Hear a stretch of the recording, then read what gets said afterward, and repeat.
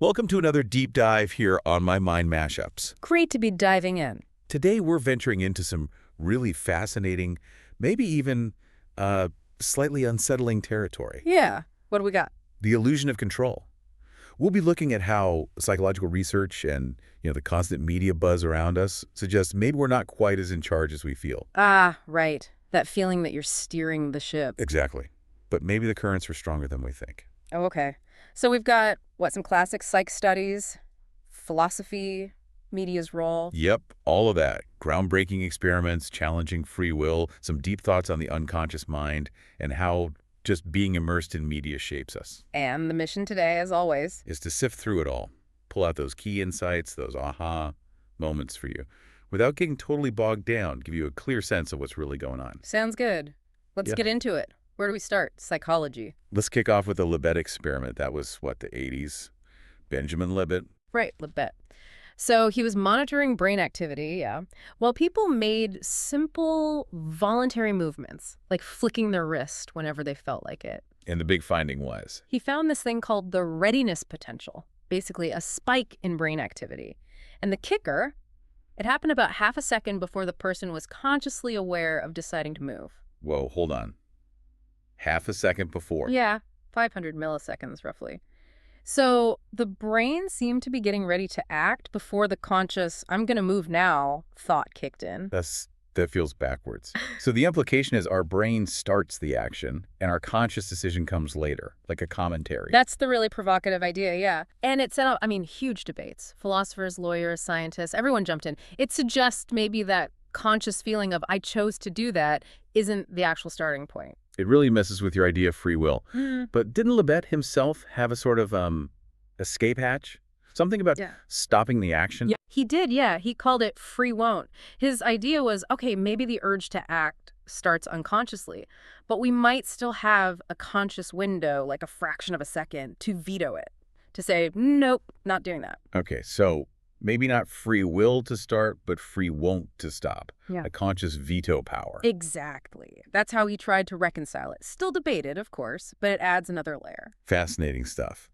Okay, let's shift gears to another classic, maybe even more disturbing one, Milgram. Ah, the obedience studies. Yeah, those are heavy.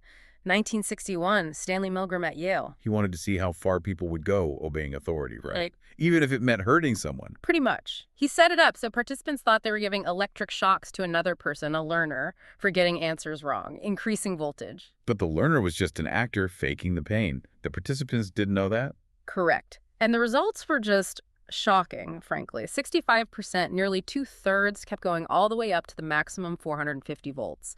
Even when the actor was screaming, pleading, mentioning a heart condition, eventually just falling silent. 65%. That's staggering. Yeah. And they just needed a nudge from the guy in the lab coat. Often, yeah. Simple prompts like, the experiment requires that you continue, or you have no other choice, you must go on. It was enough for most people to override their own conscience. Wow. So the implication there for our sense of control, it's pretty bleak, isn't it? It really is. It shows how powerful situational authority can be. Our internal moral compass, our sense of personal responsibility, it can be seriously swayed, even shut down, by external pressure from someone we see as legitimate authority.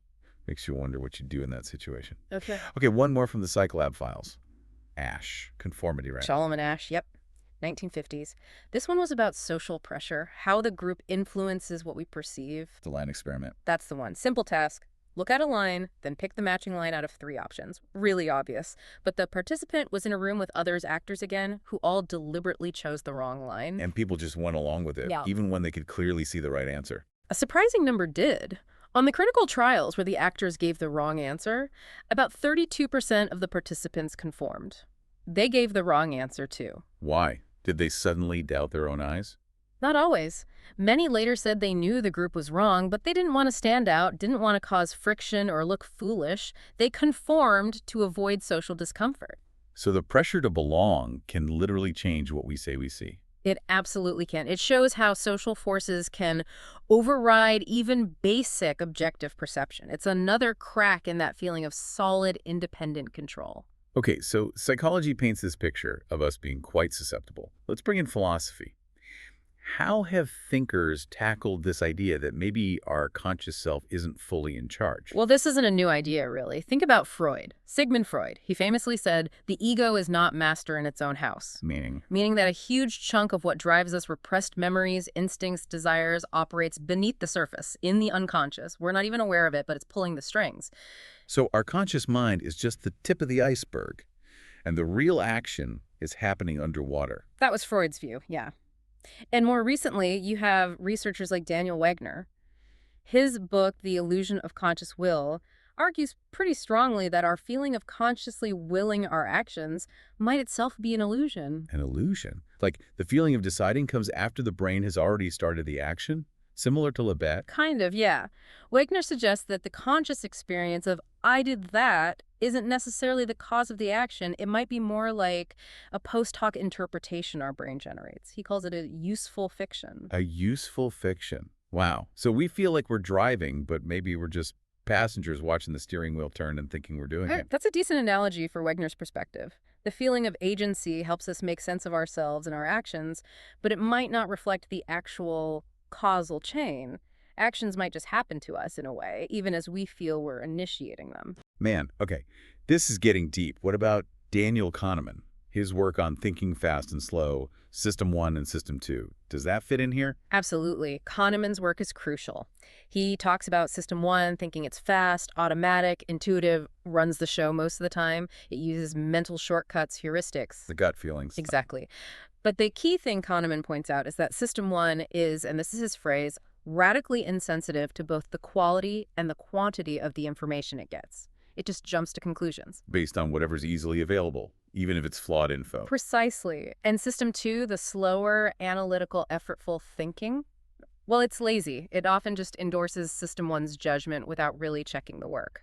So we make snap decisions based on potentially bad info, Yeah. driven by this automatic system, and then maybe our conscious mind comes up with a reason after the fact. And it happens all the time. Post hoc rationalization. Kahneman himself put it quite starkly. You know far less about yourself than you feel you do. Our internal processes are often opaque to us, even as we feel we understand why we do things. Okay, so our own minds have these built-in shortcuts and biases that operate below conscious control. Now let's layer on the external world. Media. We are just swimming in it. We really are. The numbers are kind of mind-boggling. Average American screen time. Something like 6 hours and 40 minutes a day. Just screens. Just screens, add in everything else, audio, print, whatever. And total time with media is over 12 hours a day for many people. And it's projected to keep climbing. Digital media alone might hit nearly 8 hours daily by 2025. 12 hours a day. That's more than half our waking lives for some people. It's a huge amount. And this constant immersion, this fire hose of information and stimulation creates, well, unprecedented opportunities for external influence. How so? Think about attention. It's a limited resource, right? When we're constantly bombarded, our attention gets fragmented. We become potentially more vulnerable to subtle cues, to persuasion, to having our thoughts and even our desires shaped without us fully realizing it. And social media is a massive part of that equation. Huge. Average daily time just on social platforms, around 2 hours and 24 minutes. And get this. The average person checks their phone 159 times a day. 159 times. Wow. Yeah. And what we see there is increasingly not chosen by us, but curated by algorithms. Lots of Americans now watch more user-generated content, often fed by algorithms, than traditional TV or streaming. So the algorithms are deciding what we see based on What? keeping us hooked. Pretty much. They're optimized for engagement. Clicks, likes, shares, watch time. That often means prioritizing stuff that's emotionally charged, maybe controversial, maybe even polarizing, because that's what grabs attention. It's less about informing you and more about keeping your eyeballs glued. Which means our information diet is being shaped by forces whose main goal isn't necessarily our well-being or giving us a balanced picture. Exactly. And this ties into trust, too. We're consuming more media than ever, but trust in traditional news sources, for instance, is way down, especially among certain groups. Social media is rising as a news source, but people are also very skeptical of it. So we're plugged in constantly, but we don't trust what we're seeing. That sounds messy. It is. Some researchers call it an epistemic crisis. We don't know who or what to believe. It can lead to burnout, people avoiding news altogether, or just retreating into bubbles where they only see things they already agree with. It's a paradox. More access to information than ever, but maybe less shared understanding. Okay, so we've got Internal psychological factors, philosophical questions about agency, and this intense external media environment. This feels like it's setting the stage for something like mass influence, maybe even manipulation. That's definitely where some of the research goes. The idea of mass hypnosis comes up. Mass hypnosis. Like stage hypnosis, but for crowds. Sort of, but broader. Hmm. It refers to inducing trance-like states in large groups, not necessarily deep sleep, but characterized by focused attention, reduced awareness of other things, and being really open to suggestion. It leverages group dynamics. How does that actually work? What are the mechanisms? Researchers point to a few key things. One is attentional narrowing. Think of a rally, or intense music, or a captivating speaker. Your focus gets locked onto that stimulus, and everything else fades out. You become less critical. Okay, tunnel vision. What else? Emotional contagion. Emotions spread through crowds like wildfire, right? Fear, excitement, anger. When everyone around you feels a certain way, it's really hard not to feel it too. And high emotion makes people more suggestible. Makes sense. You get caught up in the moment. Exactly. And third is de-individuation. Losing your sense of personal identity and responsibility, just becoming one of the crowd. You're more likely to do things you wouldn't normally do alone because you feel anonymous and aligned with the group norm. So narrow focus, shared intense emotion, and losing yourself in the group. That sounds like a powerful combination. It is, and you see echoes of this not just in historical mass movement, but also in what some call waking hypnosis, subtle suggestion used in therapy, or more relevant here in advertising and media, using cues to influence us below the radar. This isn't entirely new, though, right? People have been trying to influence groups for a long time. Oh, absolutely. Go way back to Franz Mesmer in the 18th century. Animal magnetism. He had this theory about invisible energy flows. His demonstrations were super theatrical. People would go into convulsions or feel euphoric. Even though his theory was bunk. Yeah, the theory was later discredited, but his work highlighted something important: collective suggestibility. How groups could be influenced in dramatic ways. He kind of laid some groundwork, unintentionally perhaps. And Freud, again, he used hypnosis early on, didn't he? He did, with Josef Breuer. They used it to try and access repressed memories, the source of hysteria. But Freud grew skeptical, he found it unreliable, people could resist, and he started worrying about the ethics of planting suggestions. So he moved away from it. Right. He shifted to free association, letting patients talk freely. But his understanding of the unconscious developed through that work, deeply informed later theories about why people behave the way they do in large groups. He understood those hidden drivers. Okay, so Mesmer, Freud. Then there's Edward Bernays, the father of public relations. He seems really key here. Hugely important. Bernays was actually Freud's nephew, interestingly, and he took Freud's ideas about unconscious desires and applied them directly to mass persuasion. His whole thing was appeal to emotions, not reason. And he was successful. Incredibly. The famous example is making bacon a popular American breakfast. It wasn't really. He got doctors to endorse bacon and eggs as a hearty, healthy breakfast. It was pure PR, appealing to the authority of doctors and the desire for health. Sales soared. Wow. Engineering consent, he called it, right? The engineering of consent. He believed the masses were irrational and needed to be guided by an intelligent few. He relied heavily on what others later called the collective cognitive imperative, this deep-seated need we have to adopt the beliefs of our group to avoid being isolated. So tap into unconscious desires and the fear of being an outsider. Exactly. Bernays showed how these principles could be weaponized, essentially, for commercial and political purposes, even in peacetime. It's mass hypnosis applied systematically. Okay, this collective cognitive imperative. That sounds a lot like the conformity Ash showed. Very similar concepts. Julian Jaynes talked about this internal pressure to conform to the group's ideology, even if it clashes with your own judgment. You see it in rituals, political movements, even just everyday social interactions. It promotes group cohesion. Has this idea been applied to recent events? I feel like I heard something similar during the pandemic. Yeah, the term mass formation psychosis got thrown around, particularly regarding COVID-19 responses. It's a controversial term, not universally accepted in psychology, but the idea echoes historical events, witch hunts, financial bubbles where large groups seem to adopt a shared, sometimes irrational, belief system. It taps into that same wellspring of group dynamics and suggestibility. And related to this is groupthink, right? That's a more established concept. Much more established. Irving Janis developed it in the 70s. Groupthink happens in highly cohesive groups where the desire for harmony and consensus overrides realistic appraisal of alternatives. Basically, maintaining group unity becomes more important than making good decisions. What does that look like in practice? Janis identified symptoms like illusions of unanimity, assuming silence means agreement, self-censorship people holding back doubts because they don't want to rock the boat, and Mind Guards members who actively suppress dissenting information to protect the group's consensus. That sounds like the Ash experiment again, people censoring themselves. Exactly. It's conformity pressure playing out in decision-making bodies. You can see potential examples in everything from political rallies where dissent is discouraged to historical fiascos where warning signs were ignored. Some analyses of the 2021 U.S. Capitol riot also touch on groupthink dynamics. Okay, so these mechanisms of group influence are powerful and have deep roots. How does this all play out now in our super-connected digital age? Well, the tools have evolved dramatically. Mass hypnosis, or maybe mass suggestion, doesn't need a charismatic leader in a square anymore. You have algorithms and social media platforms doing a lot of the work. Through curating what we see. Precisely. Remember that screen time. All those hours. Algorithms learn what keeps you engaged, what pushes your emotional buttons, and they feed you more of it.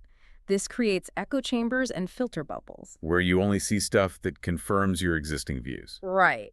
And that makes you more susceptible to the specific narratives within that bubble, less exposed to counter-arguments, and potentially more easily influenced or polarized. Critical thinking can erode because you're not encountering challenges to your views. So Bernays' tactics, appealing to emotion and group identity, are basically supercharged by technology now. You could definitely argue that. Think about targeted advertising, viral trends, influencer marketing. They often use the same psychological principles Bernays pioneered, but with incredibly precise targeting based on our data. And it goes even deeper, right, into neuroscience. Neuromarketing. Yeah, that's a whole field now, using things like eye tracking, facial expression analysis, even brain scans, fMRI, EEG, to see how people really react to marketing messages, often bypassing conscious awareness. Bypassing conscious thought. They might test different ad versions to see which ones trigger specific emotional or reward centers in the brain, without you even realizing why you prefer one over the other. Think about food ads designed to trigger cravings almost automatically by activating certain neural pathways. It's like trying to hypnotize the consumer on a biological level. That's kind of creepy. So technology isn't just creating the environment for influence, it's also giving influencers new tools to directly affect our brains. That seems to be the direction. And the constant exposure itself appears to be having neurocognitive impacts. It might be changing how our brains function. Okay, let's break that down. What are some of the key impacts researchers are seeing?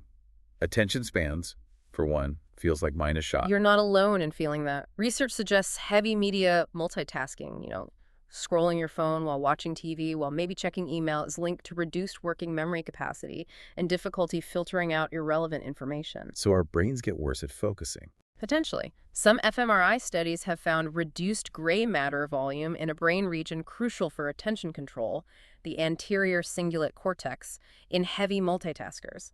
It correlates with poorer task switching ability and increased distractibility. Is there evidence it actually causes attention problems, or is it just a correlation? That's always the tricky question.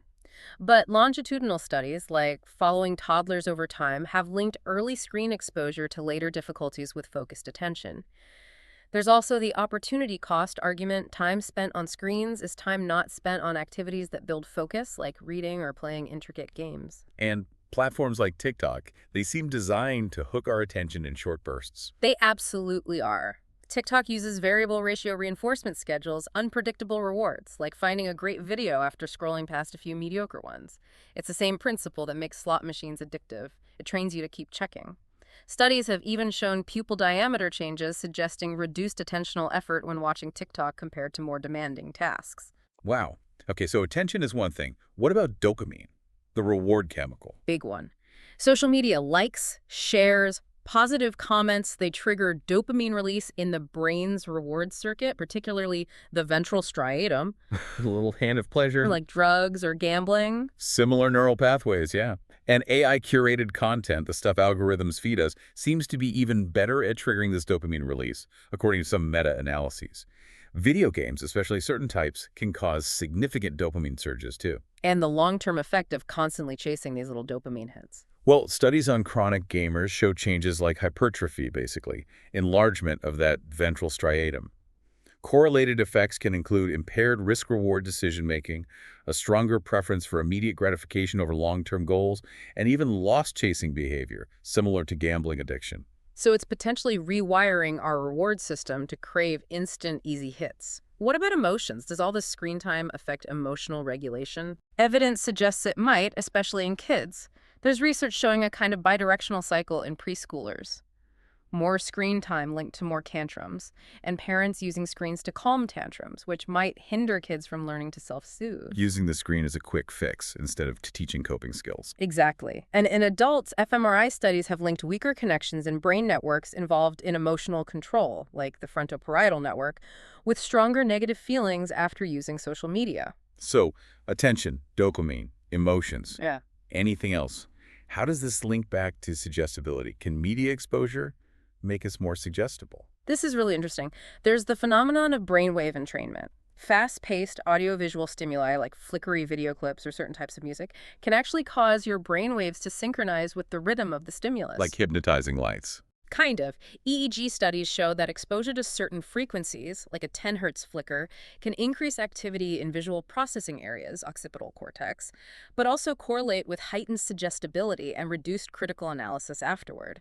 It might underlie those flow states people get into while scrolling or gaming. So the rhythm of the media can literally put our brains in a more receptive, less critical state. That's the hypothesis.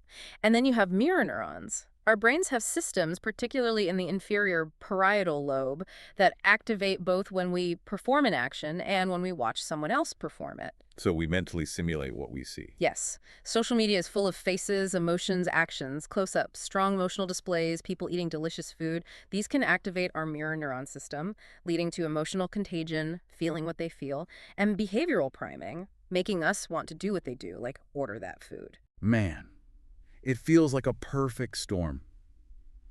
Psychological vulnerabilities, philosophical questions about control, amplified by a media environment designed to capture attention, trigger dopamine, and maybe even make us more suggestible on a neural level. It's a complex picture for sure, but awareness is key, right? Recognizing these forces are at play. Absolutely. And there have been people sounding the alarm about different aspects of this, haven't there? Whistleblowers, thinkers? Definitely. Voices of dissent arguing for more cognitive autonomy, more awareness in this digital age. Like who? Give us a quick rundown. Well, you've got Edward Snowden talking about how mass surveillance chills free thought, how privacy is essential for selfhood. Chelsea Manning emphasizing transparency and questioning authority. Shoshana Zuboff. Right, Zuboff coined surveillance capitalism. She argues that extracting our personal data isn't just about ads, it's an assault on our autonomy, predicting and modifying our behavior for profit. Frances Haugen, the Facebook whistleblower. Yeah, she revealed how algorithms prioritize divisive content for engagement, harming democracy and mental health. Christopher Wiley from Cambridge Analytica showed how personal data could be weaponized to exploit societal divisions. There are thinkers focused on solutions too, right? Yes. Jaron Lanier advocates for more human-centered tech design and data dignity, giving people more control over their information. Glenn Greenwald stresses the importance of fearless truth-telling against powerful institutions. Daniel Ellsberg, historically, showed the courage needed to challenge official lies. And Tristan Harris from the Center for Humane Technology focuses on the ethical failures of the attention economy and how we can reclaim our focus. That's quite a list. What's the common thread in their warnings and messages? It really boils down to awareness and resistance. Recognizing how these systems work, understanding the value of our attention and data, and consciously pushing back. Zuboff says awareness is like kryptonite to surveillance capitalism. Lanier reminds us that algorithms aren't magic. They reflect human choices and priorities, and we can demand better choices. It's about cultivating a kind of cognitive immunity. Cognitive immunity, I like that. Being aware of the viruses, of influence and building defenses. Exactly. Questioning information, managing our media intake intentionally, understanding our own psychological triggers. So as we wrap up this deep dive, it's clear these forces shaping our thoughts and actions are, well, complex. They operate subtly, often below our conscious radar. Yeah, from those classic psych experiments showing our susceptibility to authority in groups, to the philosophical idea that our conscious will might be less central than we think. All the way to the sheer volume and the neural-level design of modern media constantly pulling at our attention and emotions. Right. Understanding the mechanisms Attentional narrowing, emotional contagion, dopamine loops, algorithmic curation, it's crucial. But the message from those voices of dissent is also crucial. Awareness is power. Recognizing these patterns, historically and right now in our feeds, is the first step. It's about actively working towards that cognitive immunity, being mindful, being critical, and making deliberate choices about how we engage with the world and the information flooding it. We hope this deep dive has given you some valuable insights, maybe a few of those aha moments. It's definitely a topic that sticks with you. It really is. What stands out most to you from all this? What questions does it spark about your own sense of control in today's world? It's worth mulling over. Definitely something to think about. Thank you for joining us for this exploration. If you found it valuable, please do like, share, and subscribe, or follow My Mind MashUps. You can find us on Amazon Music, Audible, Facebook, Pocket Casts, Spotify, and YouTube. We look forward to unpacking more fascinating topics with you soon.